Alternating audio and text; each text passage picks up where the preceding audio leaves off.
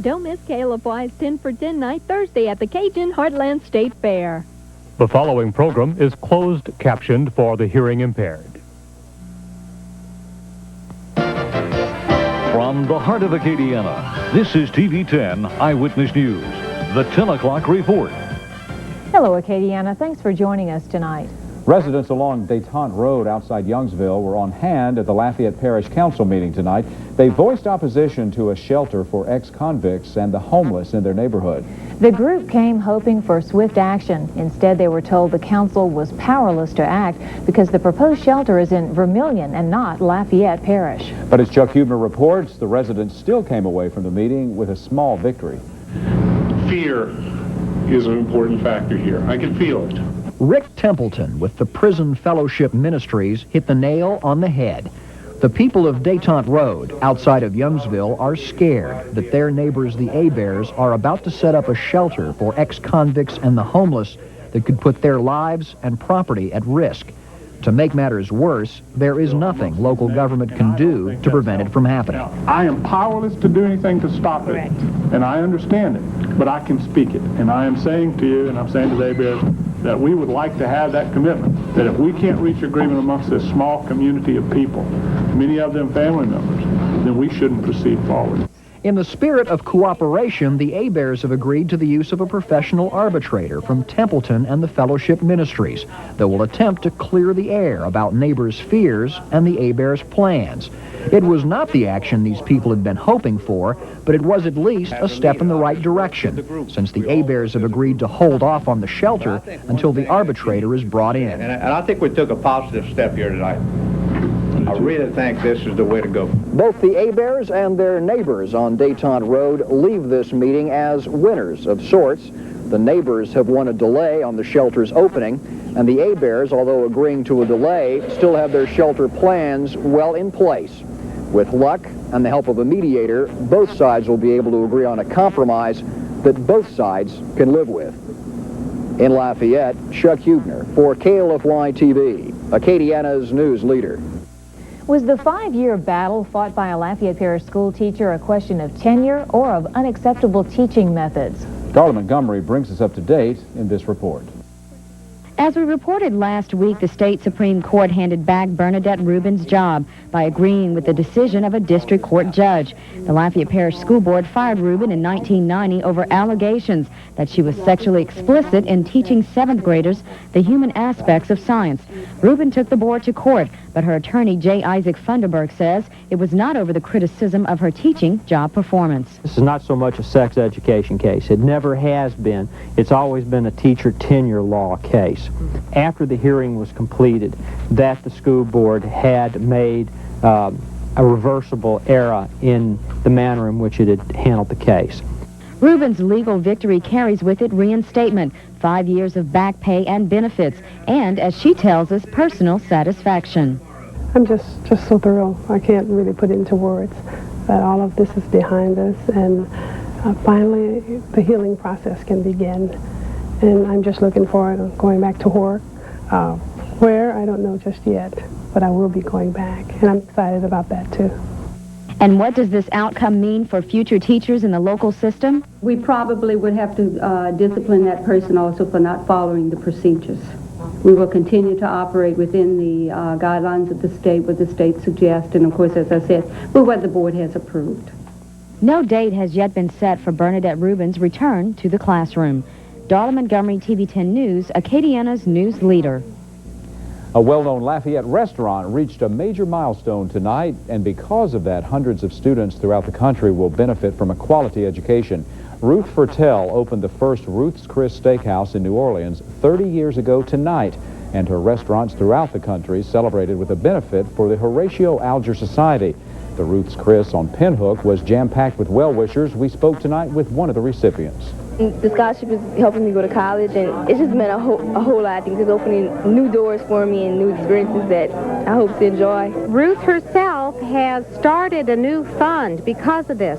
She has started a guaranteed $150,000 scholarship fund for Horatio Alger.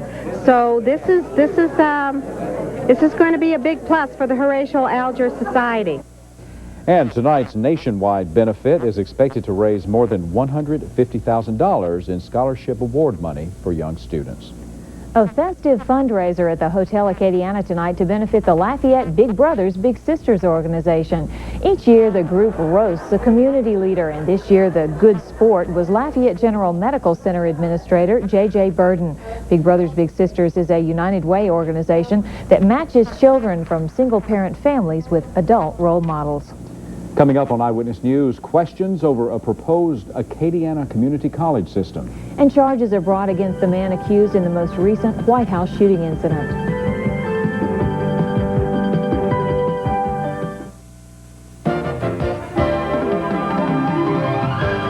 TV 10 Eyewitness News with Blue Rolfus and Hoyt Harris. Weather with meteorologist Ron Perillo, and sports with Mike Roebuck. You're watching TV 10 Eyewitness News, Acadiana's news leader. The man who jumped the White House fence last night, as it turns out, is the grandson of a prominent Baton Rouge attorney, the late E. Leland Richardson. And Leland Majeski's mother still lives in Baton Rouge. Today, federal prosecutors brought assault and firearms charges against Majeski. The update in tonight's World Wrap. 37-year-old Leland Majeski was charged today with assault and firearms offenses. He remains hospitalized tonight after being shot during last night's incident when he jumped the White House fence and ran toward the mansion with a pistol. He's charged with 2 counts of forcibly assaulting a federal officer and the interstate transport of a firearm with intent to commit a felony. On all counts, he faces a total of 30 years in prison. Is the Federal Aviation Administration doing all it can to ensure aircraft safety? A Senate Oversight Subcommittee is holding hearings on bogus aircraft parts and their potential risks. Subcommittee Chair Bill Cohen says the FAA is failing in efforts to curb the use of unauthorized parts by the nation's airlines. A powerful bomb exploded in front of a luxury hotel in Lima, Peru today, killing 4 people and wounding 15 others. Police suspect the Maoist Shining Path guerrillas who've been waging war on the government since 1980. Trying to recreate the death of 2 little boys, investigators in Union County, South Carolina, rolled Susan Smith's car into John D. Long Lake today. A video camera was mounted in the car to show what her 2 young sons saw last October when Smith killed her boys by driving her 1990 Mazda into the lake. Prosecutors want to use the tape at Smith's trial not only to make clear what happened, but also to persuade the jury to give Smith the death sentence.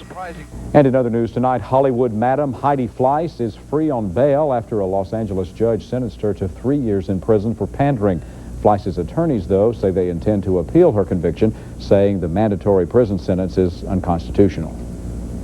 Well, stocks closed mixed on Wall Street today as investors fear too much growth will lead to a recession. The Dow closed up slightly at 4436. 365 million shares were traded. Now, on the energy markets, crude oil for July delivery closed down 36 cents at $19.41 a barrel. July natural gas fell to $1.81. Tomorrow morning, a state Senate committee is set to hear a proposal to convert 3 Acadiana vocational schools into a community college system. The House has already passed that measure. But one Acadiana senator says he has some problems with the bill, and local NAACP members say the proposed name, Acadiana Community College, excludes African Americans. More on that story and others featured on earlier editions of Eyewitness News today. The community college bill has raised questions from Senator Don Cravens of Lafayette, who says he's worried about preserving the integrity of vocational technical schools and protecting their employees. Senator Cravens says there should have been a comprehensive plan to address concerns of VOTEC employees and students, but he also says he probably will support the bill. A trial date has been set for an Opelousas man accused of hiring someone to kill his wife. 46-year-old Joey Paul Smith will be tried for first-degree murder in connection with the shooting death of his second wife, Sheila Lemoyne Smith, on June 5th. Meanwhile, Smith's former mother-in-law, Patricia Winders, has filed a wrongful death lawsuit alleging Smith murdered her daughter, Angela Pitts Smith. Smith has not been charged in Angela's death. Vermilion Parish Sheriff Ray Lemaire announced he will once again vie for the position, seeking a 5th term in office. Lemaire says after years of hard work, the Vermilion Parish Sheriff's Office is on its feet and prides itself on reducing crime throughout the area. Sheriff Lemaire is the first to announce his candidacy for the race. Lafayette Parish officials are hoping the state will chip in to prevent future flooding problems. And Rob takes a look at the hurricane forecast for this season. But right now, let's take another look at tonight's Powerball numbers.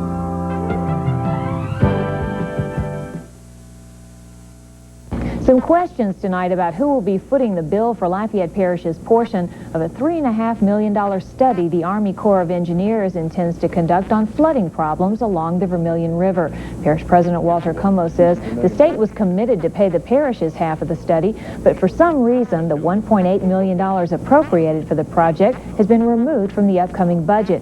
Como says he's concerned, but it's too early to panic. I'm still optimistic. I think that the state wants to see it done. I think that they want to help us. And there may be some other reasons why the monies were pulled, but I tend to believe that it's just simply a matter of the timing and perhaps someone feeling that being that the report had not come out as yet, that it wasn't necessary. Como says if the state does refuse to fund the project, he'll push for the study anyway. In TV10's Hurricane Series Against the Wind, this week, Rob and Bob have showed us that preparedness and early evacuation are the keys to weathering the storm. And we are reminded how vulnerable Acadiana is to the hurricane's wrath. And with the beginning of hurricane season just 1 week away, it's time for a look ahead. Right, Rob?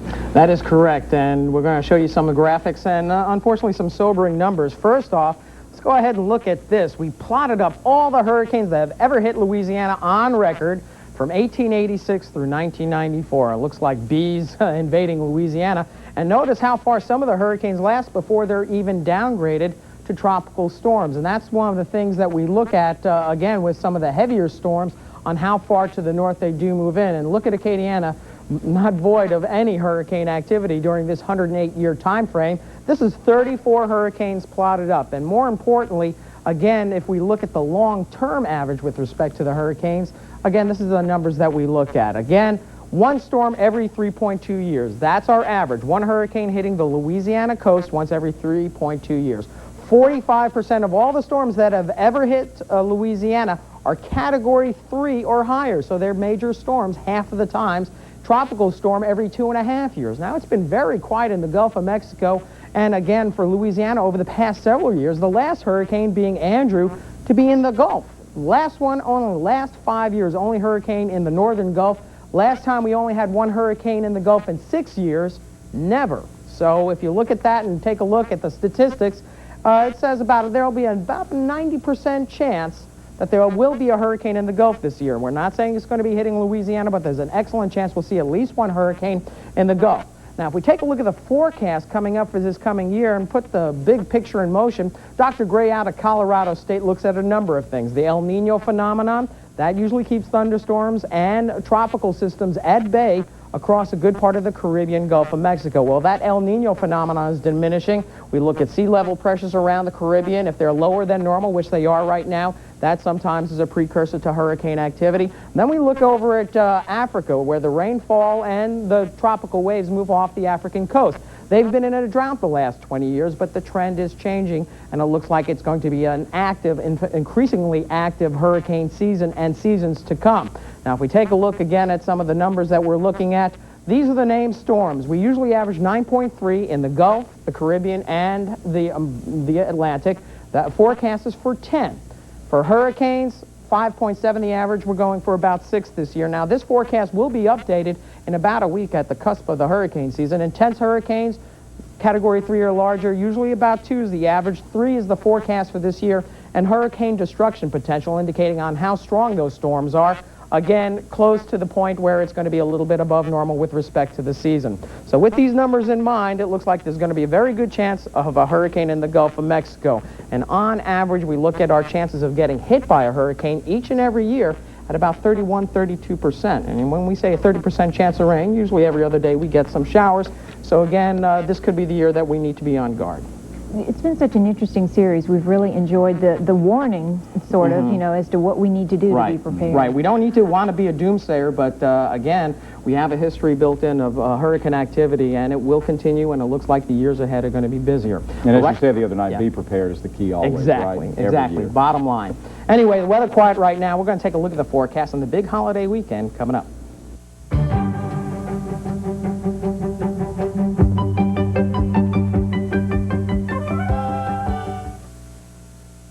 all quiet outside right now, but looks like things may be heating up in the next couple of days. Yeah, not only that, the threat of showers back into the forecast as we've been indicating. In fact, we are actually picking up some healthy shower activity out across the basin. Today, a warm one, 88 the high, mid-60s the low. But pretty close to what we normally expect for this time of year. Overnight lows, though, over the next several nights are going to be closer to 70 or the lower 70s. So that's one change. Daytime highs will continue to persist in the upper 80s. Now, out there right now, 78, the dew point at 72. Humidity at 82%. Southwesterly winds at about 6. A rising barometer, fair to partly cloudy skies area-wide. And statewide, for that matter, with everybody reporting temperatures in the 70s. But we do have some action on the Doppler. Let's go ahead and take a look at that. And again, we're seeing some thunder shower activity out in the basin, pretty much where we left you at 6 o'clock. We put things in motion. We've seen some activity around the Catahoula Parks area to around Breaux Bridge. Activity's moving off to the north and northwest slowly at about 5 to 10 and will more than likely diminish over the next couple hours. But nonetheless, the atmosphere, the high pressure aloft is starting to weaken somewhat.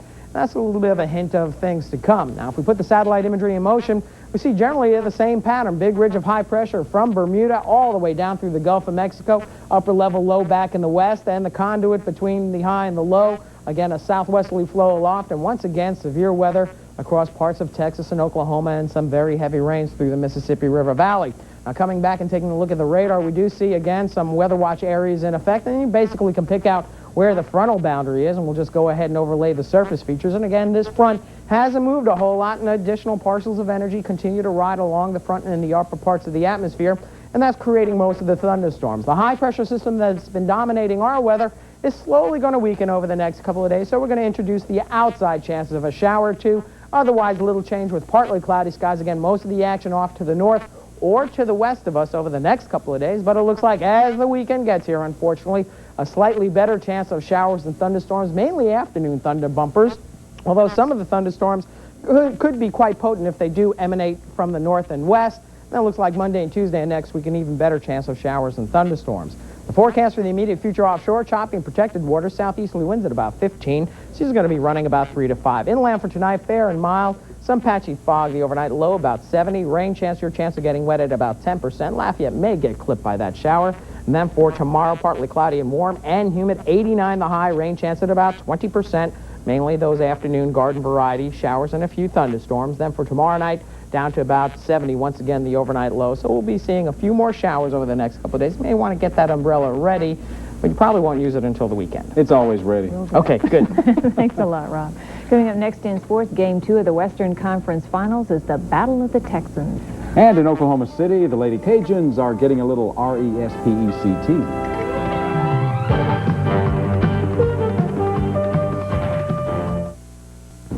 By this time tomorrow night, will the Lady Cajuns be victorious as they play in that first game of the College World Series of softball? Let's hope so. I think they will, Hoyt, but they're probably not having a good night of sleep tonight worrying about it because a little different situation this year. A little insomnia. 1993, yeah.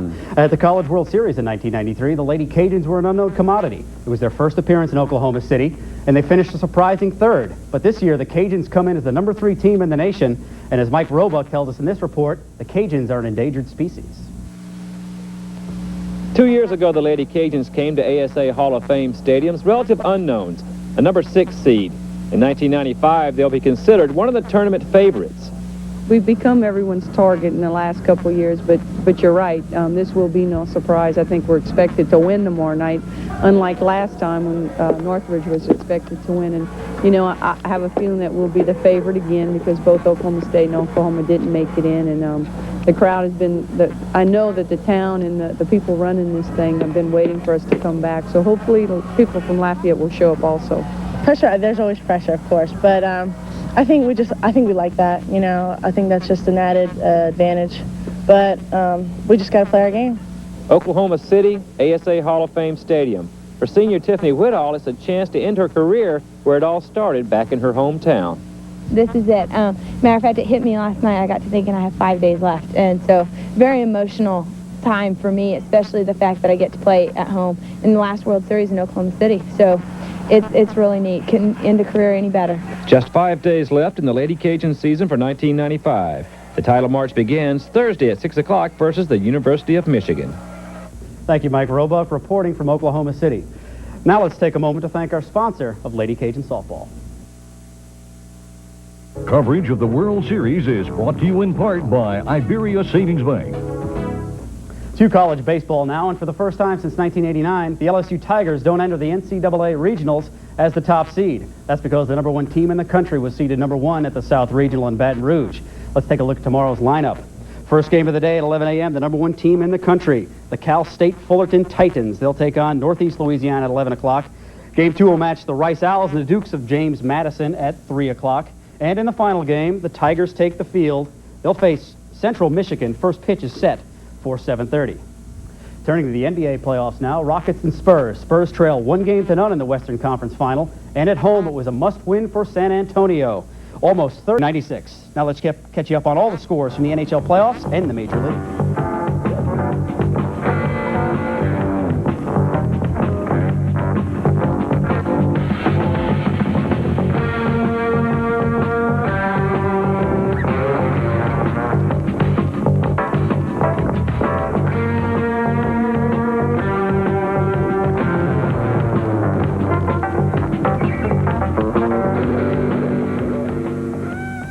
Coming up after the break, I'll tell you one of the most unusual stories I've ever heard in sports. Stay with us.